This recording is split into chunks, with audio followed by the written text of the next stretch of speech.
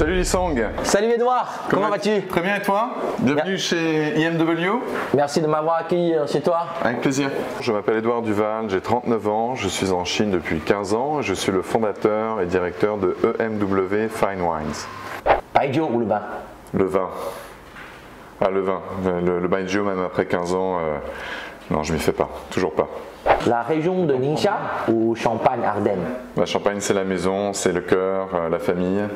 La région de Ningxia, je la conseille à tout le monde, vraiment de découvrir. C'est des paysages extraordinaires, une culture, des traditions et bien sûr une région viticole aussi en Chine qui est fantastique. Donc je la recommande aussi quand même à tout le monde pour la découvrir. L'andouillette de Troyes ou le porc au caramel shanghaïen? Le Rongshao? Oui. Ah, j'aime bien les deux. J'aime bien les deux. Alors c'est marrant parce que l'andouillette de Troyes, justement, ça peut être très proche de ce que tu trouves en Chine. Hein. Quand tu parles un petit peu des abats, les intestins, tout ça, les Chinois en sont friands. Moi j'aime beaucoup aussi. Mais j'aime bien le Rongshao et j'aime bien l'andouillette de Troyes. Gambé ou santé? Ah, santé, c'est quand même un peu mieux pour profiter des vins, je dirais. Après le Gambé, bon, ça reste quand même dans la tradition chinoise. Shanghai Shenhua ou Estac de Troyes? Estac de Troyes, ah, c'est mon club de cœur, c'est le club qui m'a fait un peu vibrer quand j'étais jeune, quand ils étaient en Coupe de l'UEFA, donc parcours européen.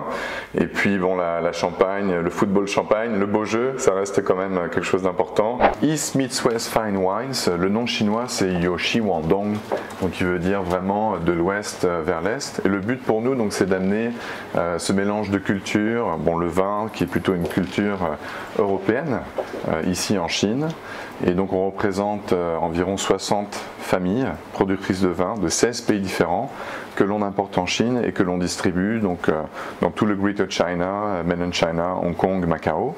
On a 6 bureaux en Chine, donc on a commencé, on était juste 3 associés.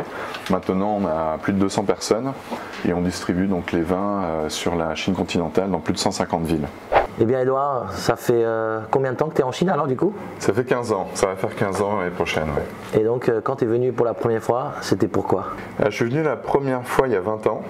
J'étais étudiant et j'avais mon meilleur ami en fait qui faisait un échange avec Tongji Dasui à Shanghai, et donc je suis venu pour lui rendre visite, découvrir la Chine. À cette époque-là, on avait quand même assez peu d'images de la Chine, de Shanghai, et je suis arrivé ici et j'en ai pris plein la vue, plein la vue.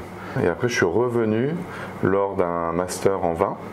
Et c'était la première fois que notre promotion, notre école en fait venait en Chine pour comprendre en fait l'industrie du vin en Chine, quels étaient les principaux producteurs, comment était le marché, qui étaient les principaux importateurs. Et c'est là, venant aussi de l'industrie du vin, que je me suis dit mais il y a quelque chose à faire ici, une opportunité. Et je me suis dit il faut que je vienne tenter ma chance ici.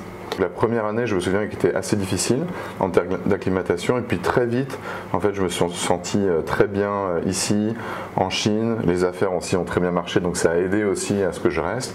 Et puis voilà, 15 ans. Est-ce qu'au début c'était plus difficile? Maintenant, après 15 ans de vie en Chine, tout est devenu plus facile? Il faut se remettre 15 ans en arrière. Quand tu regardes le marché, si je parle du marché du vin en Chine, bon, ça restait quand même un marché qui était bouillonnant, je dirais, donc qui demandait vraiment à grandir, mais ça restait un petit marché. Et puis c'est devenu, avec une croissance donc très importante, devenu le premier marché au monde de vin rouge, un des marchés les plus importants aussi en termes d'importation et de consommation de vin. Quand je suis arrivé en Chine, je me souviens, il y avait un seul sommelier en Chine. Et quand tu regardes maintenant comment s'est développé toute l'industrie, avec le nombre de sommeliers, le nombre de gens qui ont pris des cours sur le vin, qui sont passionnés par le vin, c'est incroyable le changement, incroyable. Et le champagne, qu'est-ce que ça représente comme marché en Chine? Le champagne, c'est un marché qui est en croissance, mais qui reste encore un marché, je dirais, dans ses balbutiements, donc encore un petit marché. L'année dernière, ça représentait 3 millions de bouteilles de champagne vendues en Chine en une année, ce qui représente à peu près 1% des ventes de champagne dans le monde. Donc ça reste petit. Donc là, il y a vraiment encore un gros potentiel. Sur les vins, il y a aussi encore un gros potentiel, donc parce que je te disais, en termes de consommation moyenne, et que l'on voit que les habitudes aussi des nouveaux entrants, des nouveaux consommateurs du vin, ils consomment avec leurs amis, ils sont très intéressés. C'est en fait des gens qui sont quand même, je dirais, qui ont nos âges. Leurs parents étaient plutôt sur des traditions de baijiu, d'alcool chinois ou de huangjiu, et le vin, et surtout pour les vins importés, c'est venu avec une génération plus jeune qui était très curieuse, très curieuse de voyager dans le monde sur les produits importés et qui était, je pense, passionnée, donc aussi qui avait cette envie de comprendre le produit. On a une école du vin, on enseigne le WCT, donc c'est un programme qui est pour les professionnels mais aussi pour les particuliers, et on rencontre un énorme engouement des particuliers qui veulent comprendre plus sur le vin, qui veulent s'intéresser à tout ce qui est vin et champagne. Et le vin chinois, c'en est où? Alors le vin chinois, moi j'y suis très attaché. Comme tu le sais, moi je suis issu d'une famille de producteurs de vin, donc de vin de champagne. Et quand je suis venu ici, je voulais garder cet attachement à la terre, à la production. Donc dès que je suis arrivé en Chine, chaque année je visitais aussi de nombreux domaines chinois et je voulais constituer donc le meilleur portefeuille, la meilleure sélection de vins chinois. Donc on a commencé avec des vins de Penglai, donc dans le Shandong. Je suis allé aussi dans le Ningxia très tôt. Donc le Ningxia maintenant est très connu pour la production de vin. Et j'ai rencontré un vigneron pendant mon voyage qui avait des vignes magnifiques, qui étaient parmi d'ailleurs les premières vignes plantées dans le Ningxia.